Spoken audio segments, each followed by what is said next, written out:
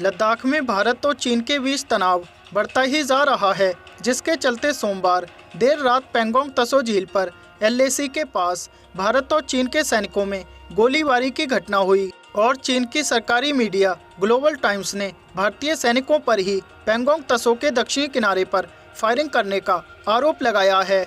हालांकि सेना से जुड़े सूत्रों का कहना है कि चीन की ओर से भारतीय क्षेत्र में पहले फायरिंग की गई, जिसके बाद भारत की तरफ से जवाबी कार्रवाई हुई। फिलहाल स्थिति नियंत्रण में होने का दावा किया गया है, लेकिन ध्यान देने वाली बात यह है कि 45 साल बाद सोमवार को पहली बार LAC पर भारत और चीन के बीच गोलीबारी हुई।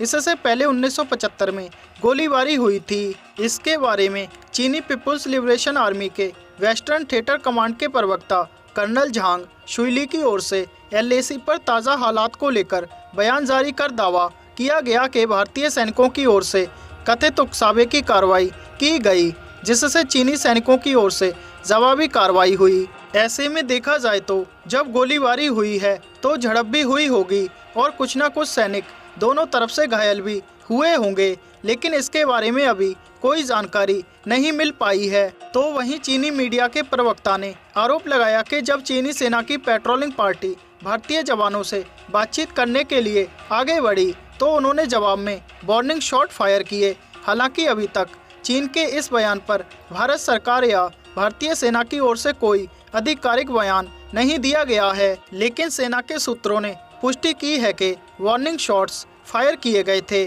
चीन की नज़र हमारे ब्लैक टॉप और हेलमेट टॉप पर है।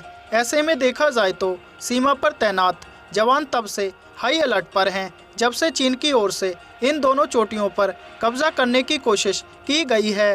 हालांकि हमारे जवानों ने इन दोनों चोटियों को पूरी तरह से नियंत्रण में ले रखा है। इससे खुन्नस खाए चीनी सैनिक इन दोनों चोटियों पर नियंत्रण हासिल करने के लिए आगे बढ़ रहे हैं। गौरतलब है कि 29-30 अगस्त की रात चीन की साजिशों को नाकाम करते हुए भारतीय सेना ने पैंगोंग तसो झील के दक्षिणी हिस्से में मौजूद एक अहम चोटी पर वापस कब्जा कर लिया था।